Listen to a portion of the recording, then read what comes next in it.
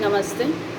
Myself Dwayne Khurana, Assistant Professor, Faculty Physiotherapy and Diagnostics.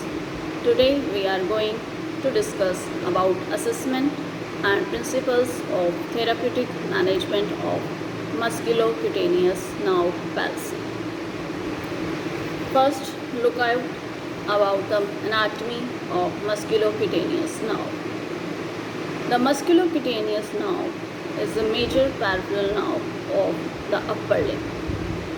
The musculocutaneous nerve is the terminal branch of the lateral cord of brachial plexus, C5, C6 and C7 branches, and emerges at the inferior border of pectoralis minor muscle. It leaves the axilla and pierces the coracobrachialis muscle near its point of insertion on the humerus. It gives a branch to coracobrachialis. The musculocutaneous nerve then passes down the flexor compartment of the upper arm, superficial to brachialis, but deep to the biceps brachii muscle. It innervates both these muscles, brachialis and biceps brachii, and gives articular branches to the humerus and the elbow. The musculocutaneous nerve then pierces deep fascia lateral to the biceps brachii to emerge lateral to the biceps tendon and brachioradialis. It continues into the forearm as the lateral cutaneous nerve and provides sensory innervation to the lateral aspect of the forearm. The musculocutaneous nerve innervates the muscles in the anterior compartment of the arm and supplies biceps brachii, brachialis and coracobrachialis. These muscles flex the upper arm at the shoulder and the elbow. In addition, the biceps brachii also supinates the forearm. The musculocutaneous nerve gives rise to lateral cutaneous nerve of forearm. Musculocutaneous nerve initially enters the deep forearm but then pierces the deep fascia to become subcutaneous. In this region, it can be found close to the cephalic vein. The lateral cutaneous nerve of forearm innervates the skin of the anterolateral aspect of the forearm. Now about injury of musculocutaneous nerve. Isolated injury to the musculocutaneous nerve or the lateral antebrachial cutaneous nerve is uncommon. There are risk factors for musculocutaneous nerve palsy are damage to the shoulder and brachial plexus can affect the musculocutaneous nerve. Compression of the nerve by biceps aponeurosis and tendon against the fascia of the brachialis muscle causes sensory loss below the elbow on the lateral side of the forearm. Entrapment of the nerve is one cause of pain at the elbow. Musculocutaneous nerve injury can be a complication of shoulder joint replacement. Using anterolateral approach to the humerus during orthopedic surgery also carries a risk of musculocutaneous nerve injury. There may be complaint of weakness or flexion of elbow, poor power at supination, or numbness over the lower lateral forearm. This may follow trauma to the shoulder or upper limb or excessive use of training. It presents with loss in power of biceps and brachialis muscles without a disturbing pain. The injury generally occurs after strenuous exercise and can be demonstrated by electrophysiology. Sternus elbow extension and forearm pronation are the risk exercises for the lesion. Presentation can be pain at the elbow or burning in the forearm.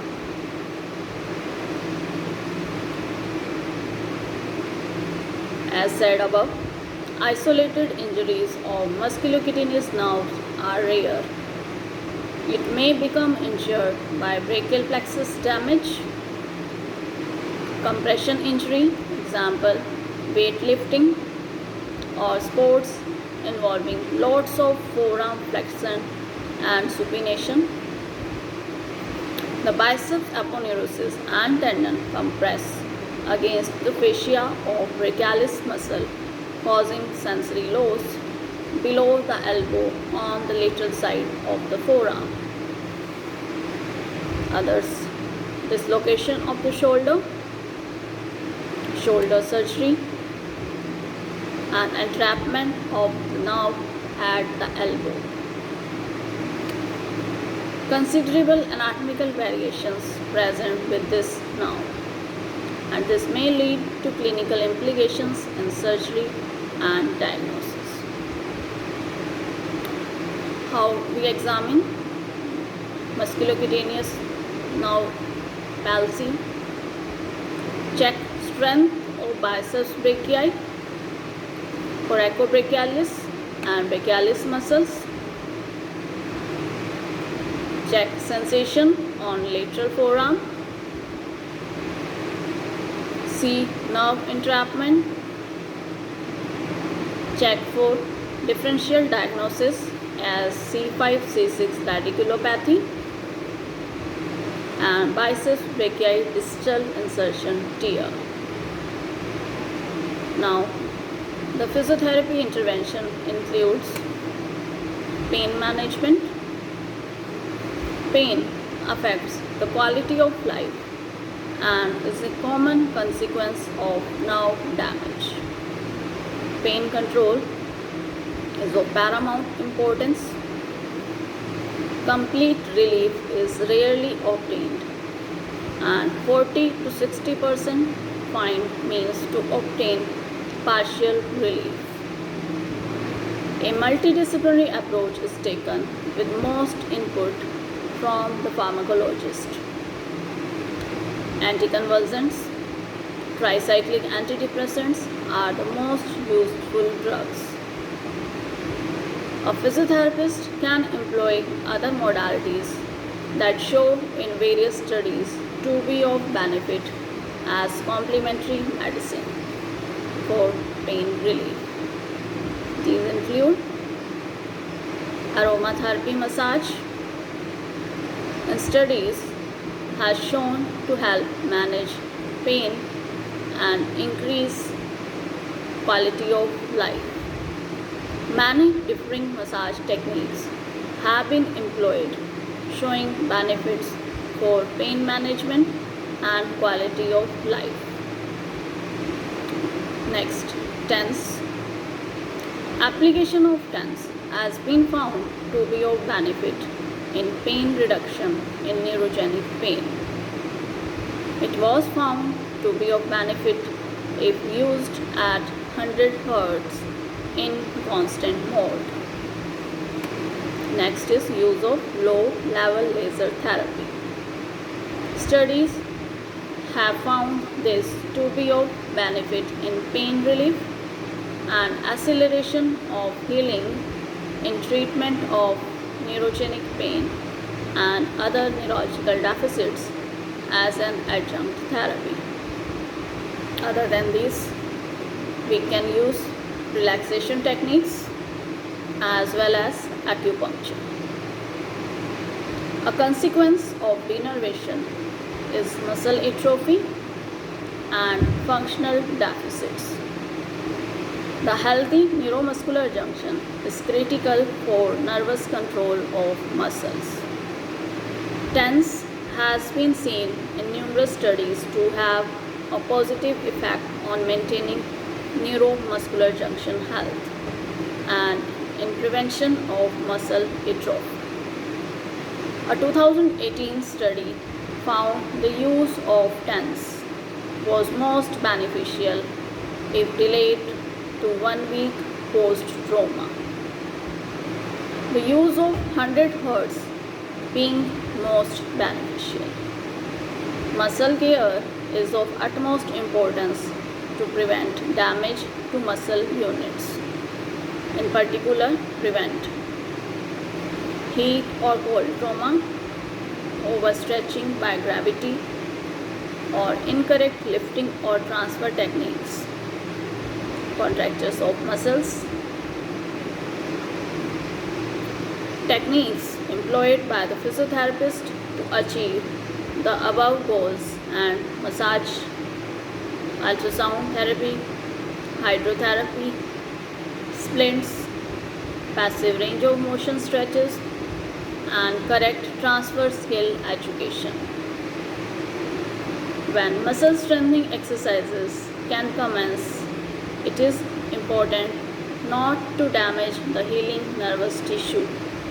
If pins and needles, numbness or increased pain occurs, the exercise is too hard and can have negative effect on healing. Muscle strengthening exercises are employed as appropriate. Example: isometric, graded weight progression, and open close chain. Proper splinting techniques from the post-operative splint and cast to splints that prevent deformities.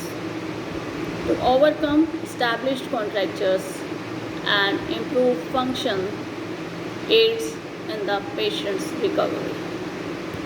Use of support slings may be employed to assist the movement and take the weight of the limb, as may static and dynamic splints helping to the rest paralyzed muscles in optimum positioning to avoid overstretching and contractures.